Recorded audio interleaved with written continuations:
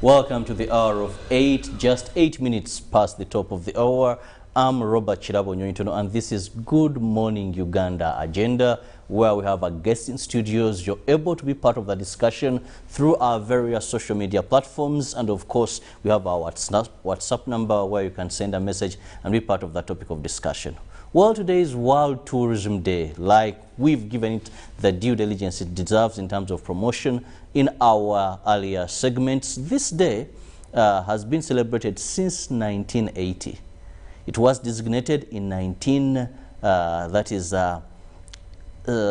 79 there, and it was aiming at ensuring that it blows out the relevancy of tourism in social, economic, cultural, and political development. And here in Uganda, we are going to be having virtual celebrations, of course, with few people, and the main celebrations will be at Sheraton Hotel in Kampala. With me this morning is the Minister of State for Tourism, Minister of Tourism, Wildlife and Antiquities, Honorable Bahinduka Martin Mogara, with whom we are going to be discussing first the problems COVID has caused to the sector, but also to look at government's plans to ensure they revive this sector that contributes great to our economy. Actually, it is the #1 earner of foreign exchange, about 1.6 that is billion US dollars that it brings to our economy every year. Honorable, you're most welcome to our studios this morning. Thank you, Mr. Kirabo, for having me, and good morning to the viewers out there. Honorable, to begin with, when we talk about tourism in Uganda, this is a sector that has greatly been giving us good. However, there are many people who believe and prove that it's not that developed for a country like Uganda. It's underdeveloped, underfinanced.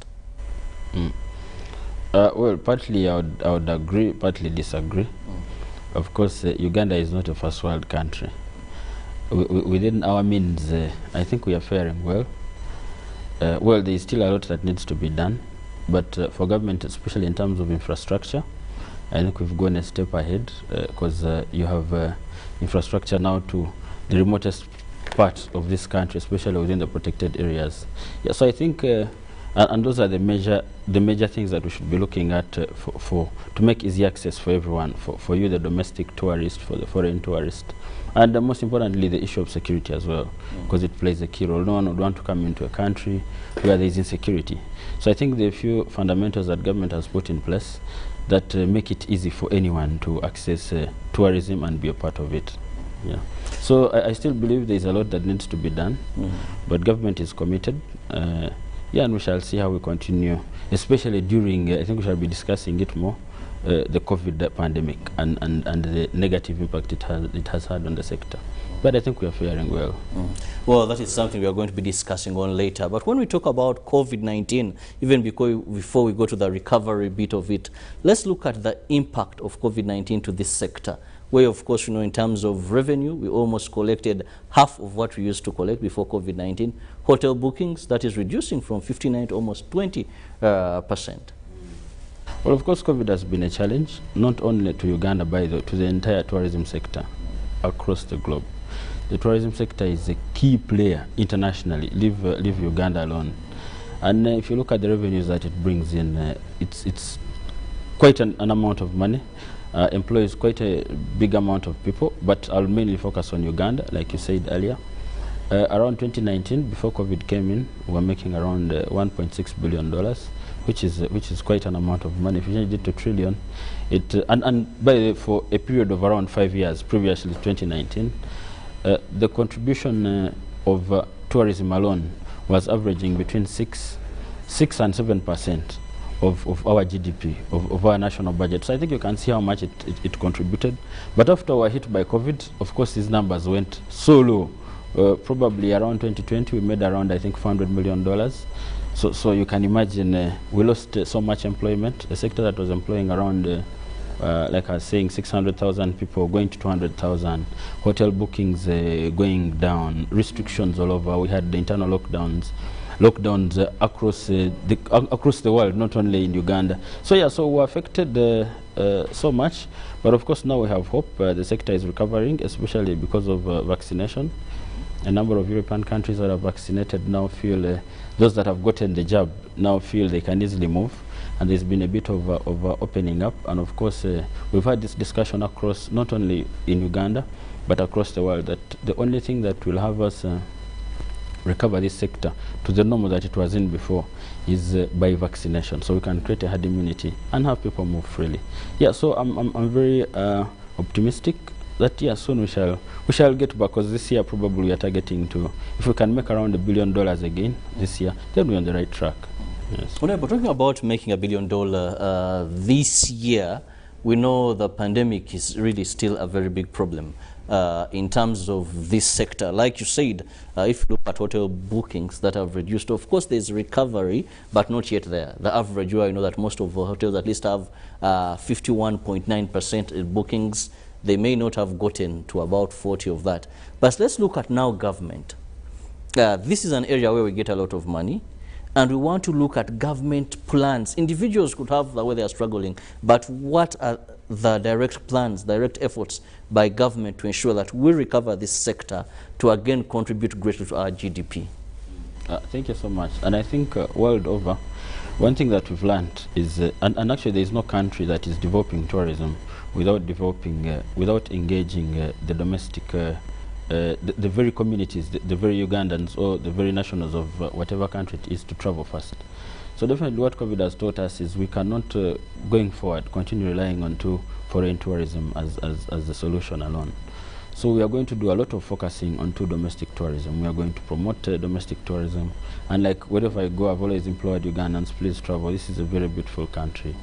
There is a lot to offer. And we've come up with very good packages that favor the Ugandan traveler compared to, of course, because the other one would pay a little bit more, but we brought most of the prices high. Sorry, lower. Like I was saying, to visit a protected area today, if you're Ugandan, you only pay 20,000 shillings, you know. And of course, we also are working with the hotel owners to make sure that their particular packages, accommodation packages, tailored for the Ugandan person.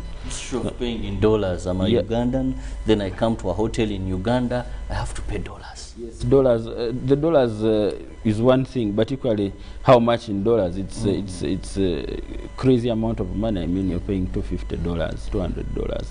As in, I was around over the weekend, around Maction Falls, and we're discussing the cheapest hotel there is around $150. That's too much.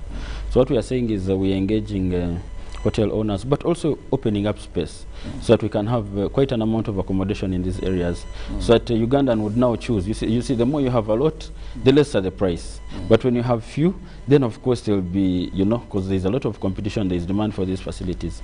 So yeah, so we are working out something with UWA.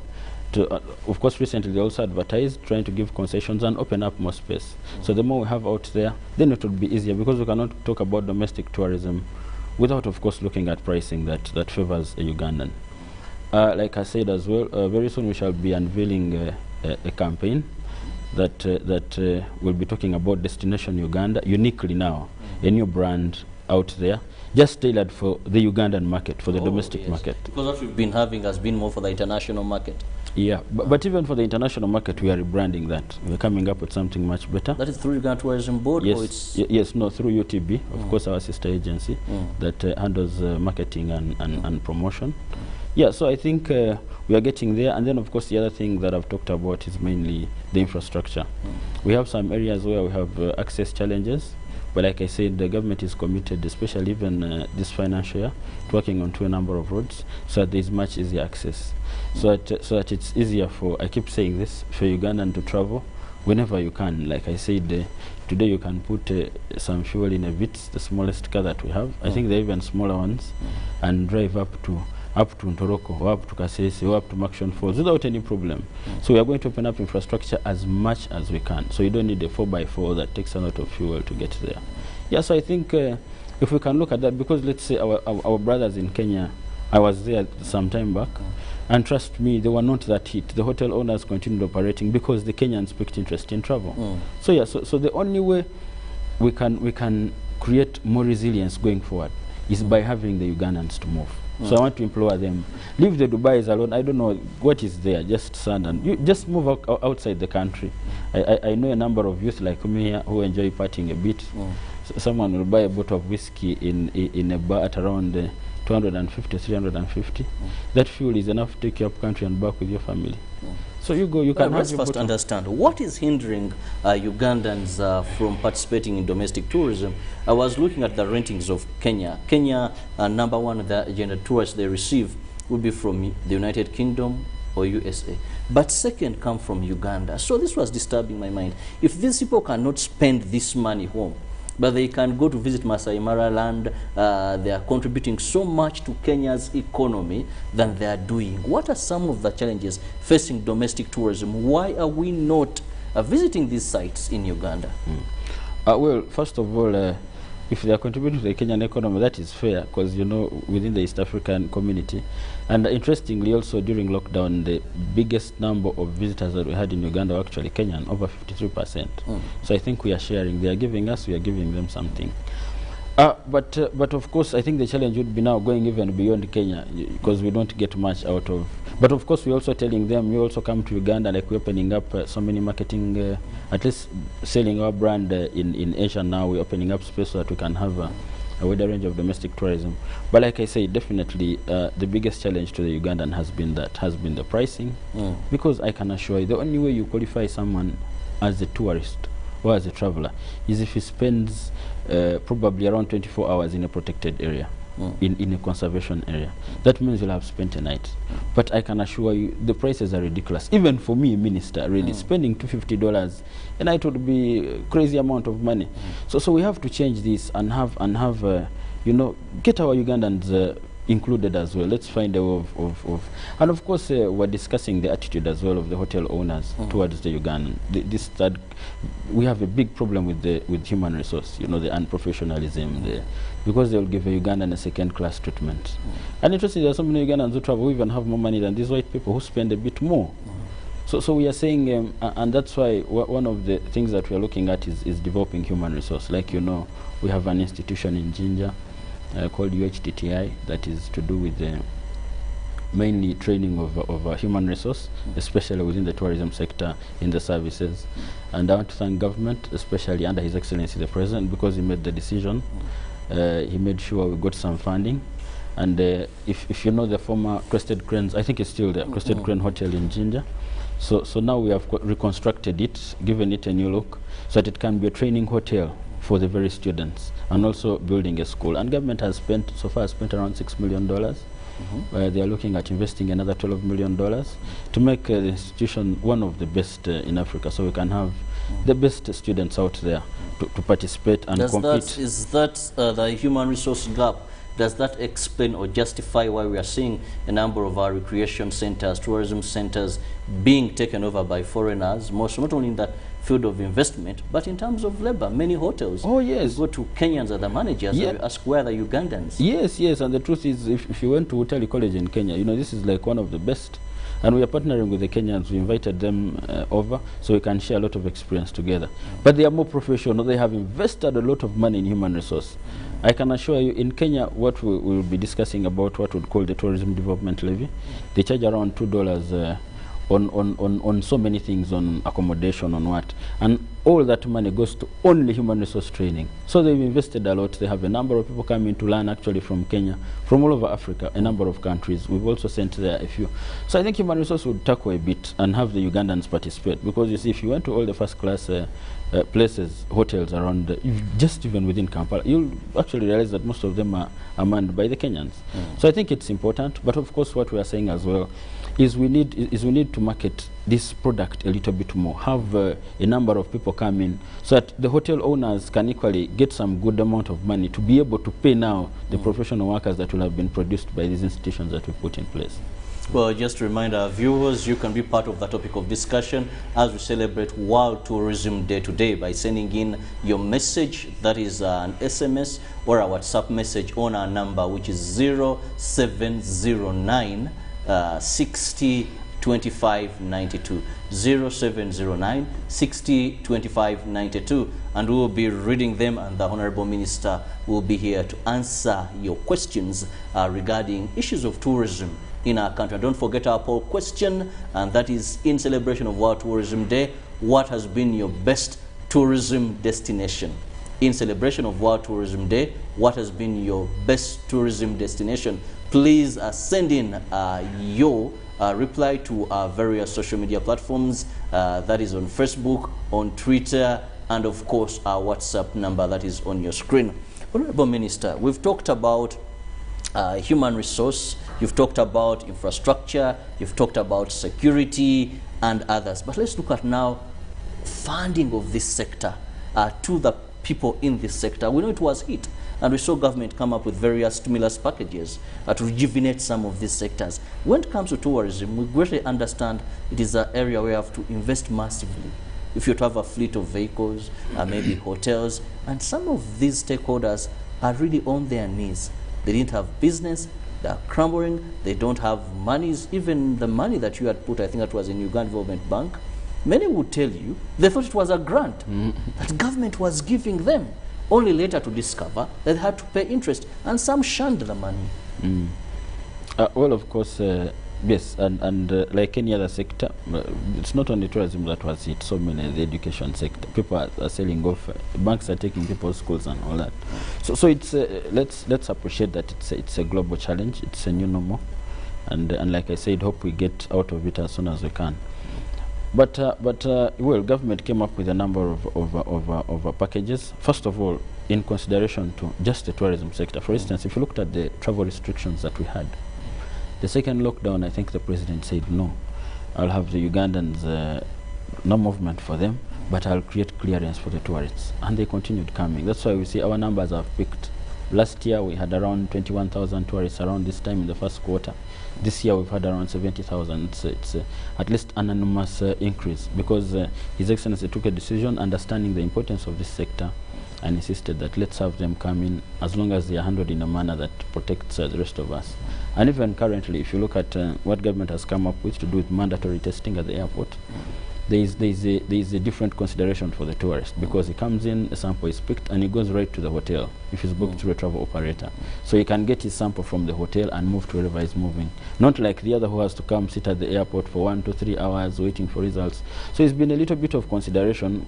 We've been given an advantage to make life easier for at least the tourists. And if you look at how much, by the way, before COVID, tourism is a serious business. And also I tell people, please, if you can, you get into it. Because let me tell you, if you look at how much on average a foreign traveler spends here, nothing below $1,000. Nothing. I'm saying that's the lowest end. So everyone who has been in this sector has been making money, right from the hotel owner to the rest. Yes, it is 50% booking, I agree, but still there's some money being made. So I implore people to join the sector. So I know a number of stimulus packages, like you were saying as well. We got a grant from EU, especially to the hotel owners, because most of, and actually what we are trying to do is to have these people clustered so that we identify them easily.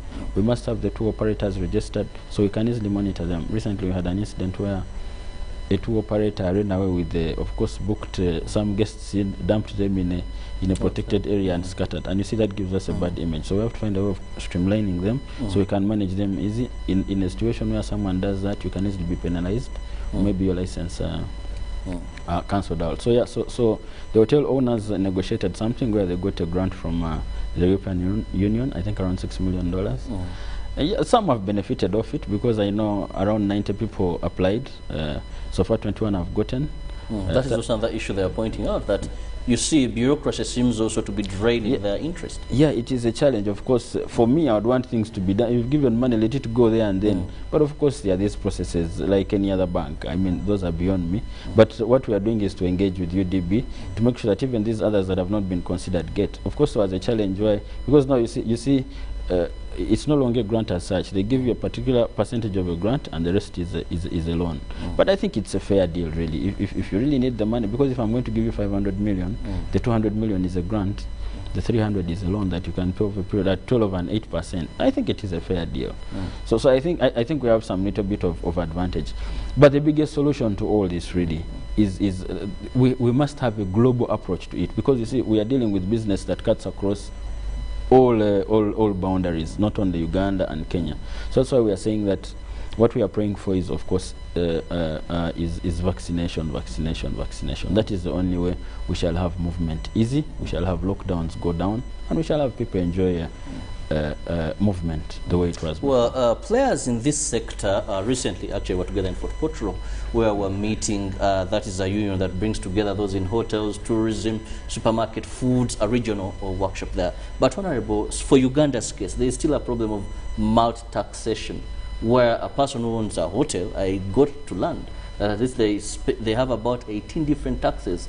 The bar is taxed separately, the swimming pool is taxed, you find the restaurant is taxed, and they look at this as so many taxes upon them. Yeah, of course I agree, and that's why I implore the Committee of Trade and Tourism in Parliament that moved around the country trying to assess the impact of COVID-19 within the tourism sector, and they came up with a wonderful report where they talked about these challenges, and I agree, hotel owners have brought it to our attention over the various taxes that are charged, and it is something that we are taking on with the other players, Ministry of Finance and URA. But during COVID, they got some exemptions. For instance, they got exemptions over VAT until this year in 2021 for all hotel owners, I think, outside Kampala and even within Kampala. Of course, now it's back on because government believes there's some bit of recovery. But let's see how we continue engaging our partners in government to see if there is further consideration in terms of. But it is a debate that is out there. But equally, that's why there's a suggestion on the tourism development levy issue that was suggested by the committee. Of course, the committee suggested $10 per, which I think is not bad, by the way. The problem could be the figure, because across the region in East Africa, everyone is paying. Kenya is paying, everyone on hotels, and the rest is $2. Rwanda is paying, I think, $2 as well. Tanzania is paying $1. All over the world, South Africa is paying, almost all countries, to develop the tourism sector, such that in times like this, we can easily bail ourselves out. We don't have to run to another agency to cry to government. We should have a strategy of managing, and that's why we are saying this time round that the tourism development levy shouldn't go to the hotel owners. Let's find a way of doing it. Either we fix it somewhere else, but I think it would be welcome. So we don't want to add more burden on hotel owners. We have to find a way of fixing this thing somewhere else. We shall see how to do it. That's if. And I implore the rest of the sector, because I've seen some players saying, no, it will bring down business, but it is being done all over East Africa. Uganda is the only country, and it was provided for in the law, in the Tourism Act of 2009. Just the proposal for Uganda, I think Kenya is 2%, Rwanda could even be about 1%. Ours, the proposal had 10%, which I find very big. No, it is $2. Of course, that was a suggestion by the committee, not by us, not by the ministry. If your neighbors are having $1, $2, and for you come $10. No, we shall revise that. Like I was saying, that was recommended by the committee, but we shall revise that, so we remain competitive with the rest. But let's not lose the importance of this. I think it's important that we have that small money to develop, like I was saying. In South Africa, that money is used only to develop the destination South Africa. They advertise internationally, they do what. So we need it. We shall focus on where to put it. Of course, the committee had different recommendations, where we have others, and I think we shall engage them to come up with one way of moving forward. But I think it would be good. It would be good to develop. Either we decide to put it in human resource, in marketing Uganda, in conservation, whatever we want to use it for. But it would be well, good. Honorable, let's take a look at some of the messages coming in from our viewers to you, and I'll begin with the first message. Good morning, Kirabo. The issue of interesting Ugandans, the love for the country in terms of domestic tourism is still a challenge. With the thinking tourism is for foreign, that is Bazungu, what is the ministry doing to sensitive Ugandans to embrace local tourism? The issue of hotel owners hiking fees for local tourists is also another challenge. How do we help in the gap? How have you helped the private sector player in the industry that have been badly affected by the pandemic? Thank you so much, and I want to thank the viewers for the questions. First of all, how are we helping the different private players in the sector that were hit? We talked about a few of those things. The grant that came in, of course, like I'm saying, we cannot do everything. We had some tax exemption last year on all hotel owners. We are trying to do the best vis-a-vis the challenges within the country because of this pandemic. And we shall continue engaging to make things easier for them. Like I said, you see, At the airport now we have a different consideration for tour operator. You don't have to go and sit there for hours with the tourist. You can get clearance, move, and get your results much later. So we are making life easier for everyone, so that there's a quick recovery. Secondly, on the issue of domestic tourism, what we are doing, like I said, of course we've already started major campaigns, and I want to thank members of the private sector that have taken it upon themselves. They are organizing tours every weekend. I have one this Independence Week with, I think, breathtaking Uganda, and the number of tour operators. I think we shall be flagging them out. But I want to thank them for having picked interest. They are helping us partner. Like I say, tourism is something you cannot only leave to government, because there are so many players involved. So I want to thank them, and I want to call on to them to continue mobilizing. We shall be there for them. We shall create the best enabling environment for them. Where necessary, we will even help them negotiate some of these hotel prices, so that to make everything cheaper for the Ugandan traveler. And like I said, of course, we are unveiling the new brand of Destination Uganda, especially for the domestic traveler, and we shall advertise it more. We call upon the media to partner with us, so that people know how beautiful this country is. Well, another message coming in. Good morning, UBC. I'm Rollins from Moroto. Government should increase funding in the tourism sector. Oh yes, I agree. I agree. Vis-a-vis our competitors, you know, if you go to Kenya, if you go to Rwanda, these guys, if you go to Tanzania, they are investing crazy. And for us to remain competitive, honestly, yeah, we need to look at the tourism sector and give it priority. First of all, it is bringing in a lot of money. Tourism is the sector where you invest and get a return on your investment, even within a year. So of course we are engaging other people to understand, especially members of parliament and the other departments, that please, if we're bringing in $1.6 billion now, of course if we're not hit by COVID, I think now it would be to the $1.8 billion mark. Probably, and that's why we are saying going forward, if we invest right, and we put what we've planned, our plans probably have them funded well, and we're moving on track. Trust me, why not be like South Africa? South Africa is making $10 billion out of tourism alone. That's crazy. That's a lot of money. If you go to other economies, you find, because we also want to increase how much we support our contribution to GDP. It has to go to maybe like 10–12%. And tourism is the actually the fastest growing sector, I think, in Uganda, growing at around 26% per year, and even all over the world. So it is something we should look at seriously. Let's fund it well. Let's develop, especially focusing on the development of tourism products. We have the source of the Nile, we have the Rwenzori Mountains. We have so much that we can look at to make this country better. Well, messages are coming in at a terrific speed, but time is not so much on my side. Ugandans not value fellow Ugandans. I had a bad experience when we visited some falls or national park. When I didn't book in advance, the hotel, I won't mention the hotel I said, gave preferential treatment to whites. I was asked to pay, that is 450,000 for a night. I moved to another one, but when foreigner tourists offered to pay more in dollars, I missed the room. Well, there are some of the issues they are presenting. Preferential treatment. No, that is so unfortunate, and that's why we are saying, yes, as much as we have, by the way, accommodation around the parks that is private, not necessarily in the parks. That's why we've had an honest discussion with UA and the rest that if we are talking about local tourism, we have to open up space and have a number of players open up hotel facilities within areas. So I think the problem you can see, the biggest challenge, first of all, is the inadequacy of accommodation. There's a lot of competition for it. So we need to open up space. The land is there. We should find a way of working backwards towards the previous concessions that were bad deals, and open up so that my brother can be spoiled for choice. You'll be able to go to the park and you stand and say, today I want to sleep there or there.